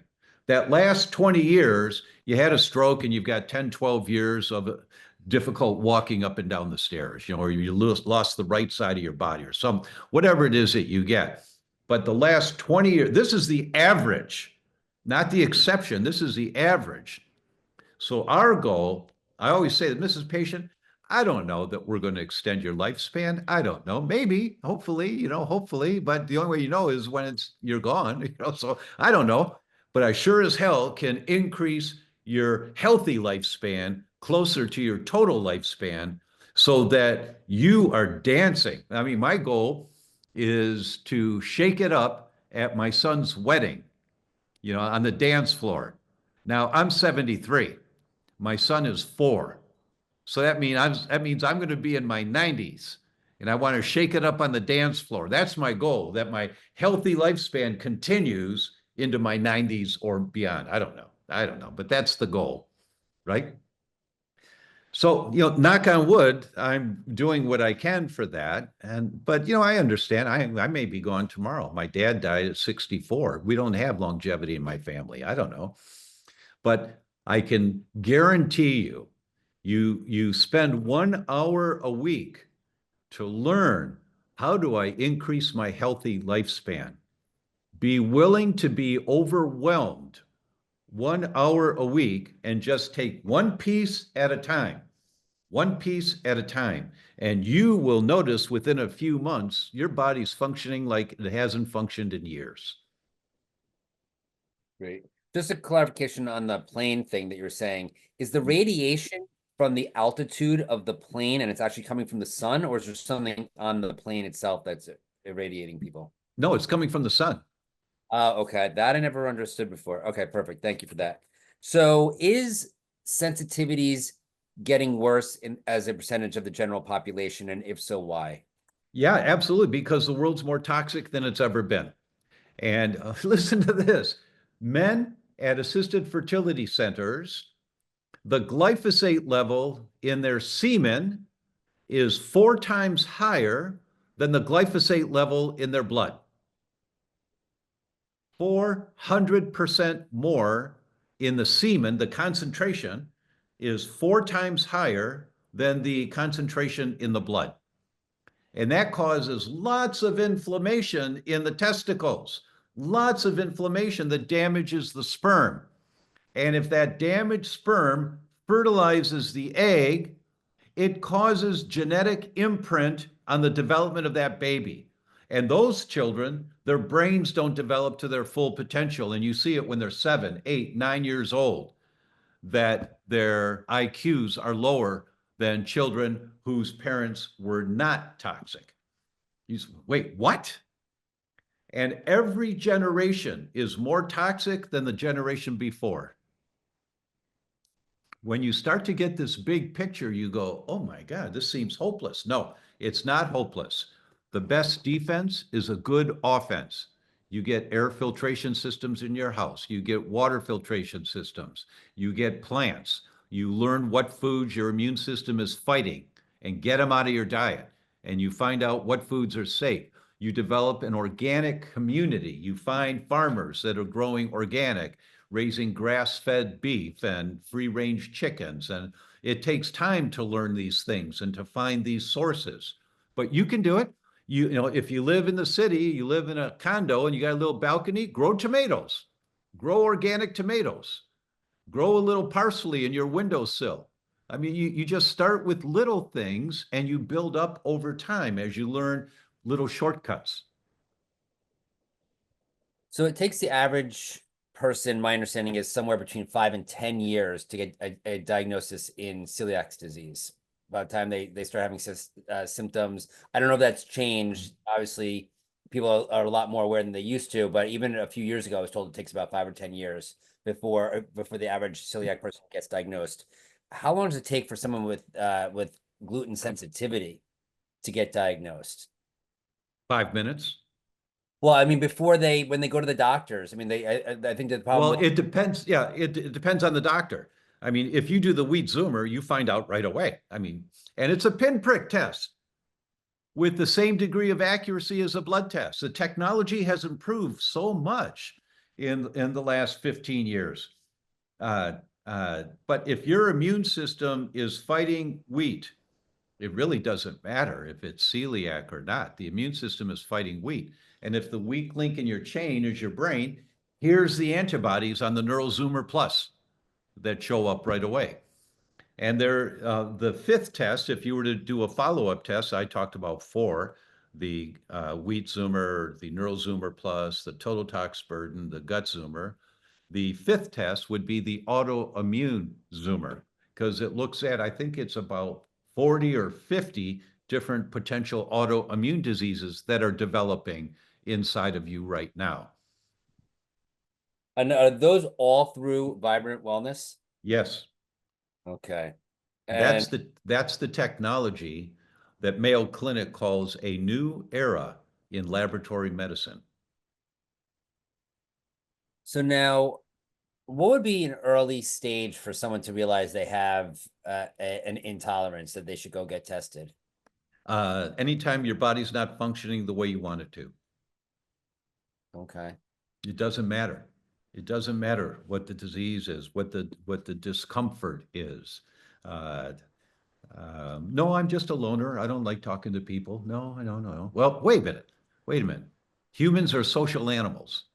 And if we're in a state of isolation / depression, that may be the manifestation of a organic problem, right? Look, it was in 1997 that Michael Gershon came out with his book, The Second Brain. Back then, we learned for every one message from the brain going down telling the gut what to do, there are 9 messages from the gut going up telling the brain what to do. The ratio is 9-1. And if your gut's out of balance, you're producing 36% of all the small molecules in your bloodstream. 36% are the exhaust of the gut. The bacteria in your gut is called short-chain fatty acids, nucleic acids, but it's the exhaust of the gut. And if you have too many bad guys in your gut and not enough good guys, the messages, because that exhaust actually turns genes on in your brain to make your brain hormones called neurotransmitters. And so it's the balance of your neurotransmitters that determine, are you happy? Are you sad? Are you schizophrenic? Are you bipolar? It's the imbalance of neurotransmitters that has a strong contribution to that. And those genes are turned on or turned off, ramped up or calmed down by the bacteria in your gut. For every one message from the brain going down telling the gut what to do, there are 9 messages from the gut going up telling the brain what to do. That's why you do the gut zoomer. And so you do the gut zoomer, you do the neural zoomer plus, you see the imbalances in your neural zoomer plus. You know, when patients come back for a second visit, the first visit, I look at the last 5 years of their test results. I spend an hour or two doing that before I'll ever talk to them. I want to see the test results of what they've done so far. And then we spend an hour together and I say, I see this, you had this, and then this, and this, and this, and this. Okay, here's the test I recommend we do, and this is why. And you do the test, and then a few weeks later, we get together for the second visit, and it's always the same, one way or another. People are always worried about their test results. I am, when I do tests. And so I'll look at the test and I say, well, good news, you're a mess. You're really a mess. Look, but this will take 6 months to fix. This will take about 2 months. This will take a year and a half or more to get all that lead out of there. But this will take that. Here's the path. See, we want the map to the highway to better health. That's not just a cutesy little thing in my introduction. The only way you're going to change the direction your health is going is if you understand how you got to where you are right now. And when you understand, this is how I got here, and here's the map to get to where you want to go. Look, if I show you a map of Chicago, I raised a family in Chicago and my practice was in Chicago. It's a pretty easy town to get around if you've got a map, right? But I can't give you the map of Chicago when you're in San Francisco. 2 people with cognitive decline have very different maps of how to get back to better brain function. It's no shotgun package. You have to fix all 36 holes in the roof. Some have this one empty, or some have this hole there, some have that one, some have these 4. You've got to find the map to the highway to better health. If you want to increase your healthy lifespan closer to your total lifespan, that is the only way to do it. And you're going to be overwhelmed, and that's why you allocate 1 hour a week. That's what I started here with you, Michael, is 1 hour a week. Because I know everyone's overwhelmed right now. I know, but you know what? It's like, wake up, prove me wrong. Show me where I'm wrong. You can't. All diseases are 14 of the 15 causes of death are chronic inflammatory diseases. Inflammation is your immune system trying to protect you. What is it trying to protect you from? That's what you have to find out. When you find that out, you say, okay, how do I get rid of that thing that my immune system's trying to protect me from so I can calm down my inflammation? That's the right kind of question to ask.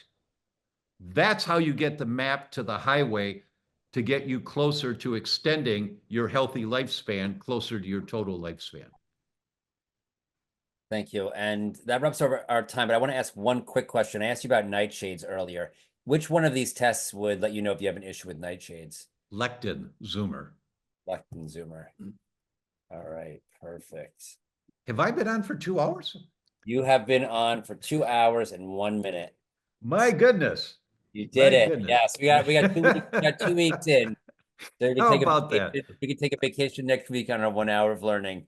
Oh, my goodness. Oh, I see someone's clapping. Thank you, JW. Yeah. Thank you so much. That's really nice. Dr. O'Brien, thank you so much for all the information. It really was extremely packed, and it was fun to learn all of this overwhelming stuff with you. Really appreciate your Thank you, personality, Michael. the way you presented it. If we could unmute the audience so they could share their appreciation with Dr. O'Brien, please. Thank you. Who's running today? Thank you. Wasn't paid for first, procrastinate. Thank And then they use it for you food. so Like much for Nintendo the Resources pays out. Brian, great Thanks for presentation. bread. Thank you. What's from? Yeah. Good. There's a lot of